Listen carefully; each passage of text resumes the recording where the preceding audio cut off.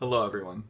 For those of you who don't know me personally, my name is Benjamin Williamson, and I'm making this video because for the past month and a half I've been a contestant in the International Vincent van Gogh Lookalike Contest on IamVincent.com. Now if you've been to the website recently, you will have noticed that voting is now closed, so I wanted to take the opportunity before the final announcement is made as to who the winner is, to say thank you to each and every one of you who has supported me over the last month and a half, and to also just reflect upon my experience being a part of the contest.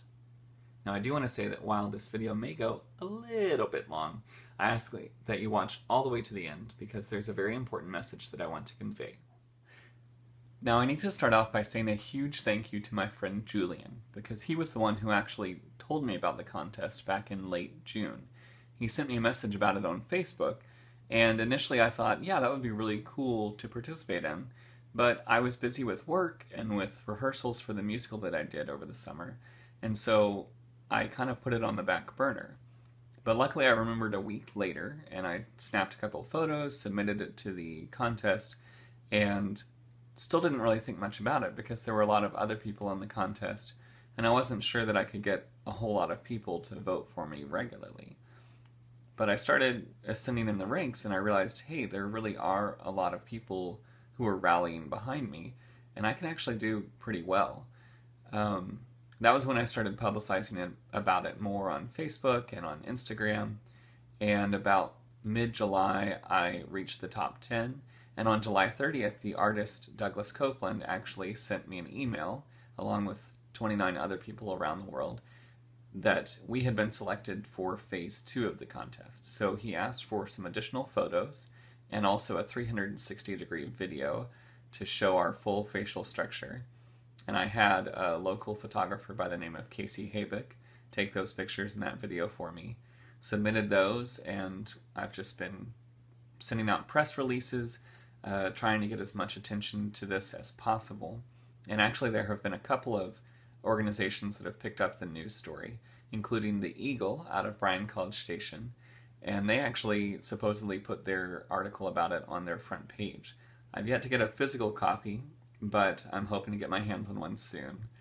And what's been really interesting is that a lot of my friends have sent me articles that they've come across from around the world where I've been mentioned because I'm the top American in the contest, and I've been in the top 10 for quite a while. Now, as I mentioned before, voting closed on Sunday, and at final tally I had 21,415 votes and was ranked 4th in the world. And I never imagined that this would actually be possible, but I have to say again, thank you, thank you, thank you to everyone who has supported me and who has spread the word and been super consistent about voting, because I would not be here today if it were not for you. So thank you. So even though at final tally I'm ranked 4th in the world, that doesn't mean that I'm out of the running, because I want to remind everyone that the artist is actually going to choose whomever he thinks looks the most like Van Gogh, and I think that I have a fighting chance. Now, he will announce by the end of the month, but I don't know exactly when, and I promise you guys that I will post as soon as I know something.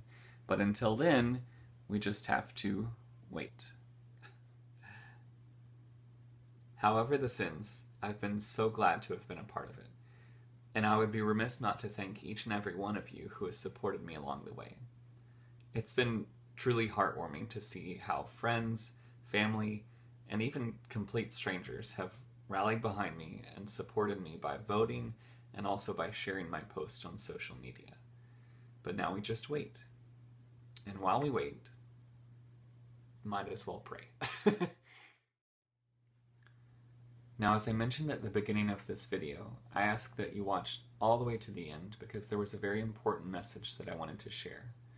By now, no matter where you live, I'm sure that you've heard about the horrible flooding that has occurred in South Louisiana. And so I want to ask you to consider donating to the victims of the flooding. To put this in perspective, this is what they call a 500-year flood, meaning that flooding on this scale is only expected to occur once every 500 years. Over the course of 5 days, 6.9 trillion gallons of rain fell on Louisiana. In some places they received 31 inches in just 15 hours. For those of you who live in Shreveport-Bossier, I'm sure you recall this past spring when we had a similar yet smaller scale flooding event locally. Over the course of 2 days, we received about 10 inches of rainfall. There was horrible flash flooding, due both to the volume of rain that fell and also to the fact that bodies of water began to swell beyond their natural banks. Over 5 days, we received about 12 inches total, with some areas like Barksdale receiving upwards of 19 inches of rainfall. Now, this is all to say that what has happened in South Louisiana is of a much greater scale. According to Governor John Bel Edwards, more than 30,000 people had to be rescued from the storm waters. Tens of thousands of homes have been damaged, and already over 100,000 households have applied to FEMA for assistance in the wake of this natural disaster. Though many people have been able to return home, they return to unspeakable damage. Now lies ahead the long road of cleanup and rebuilding. One of the most unfortunate things about an event like this is that many of the homes receiving damage are not likely to have flood insurance, because they are in an area that is generally considered to have a very low likelihood of flooding. And so I ask that you consider giving to help the victims of the flooding in South Louisiana. Even small amounts make a huge difference.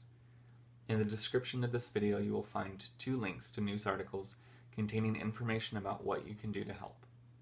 Please consider giving now, whether it's money or physical items, and also make yourself aware of the needs of our neighbors in South Louisiana in the coming weeks and months. Thank you for joining me in helping to make a difference.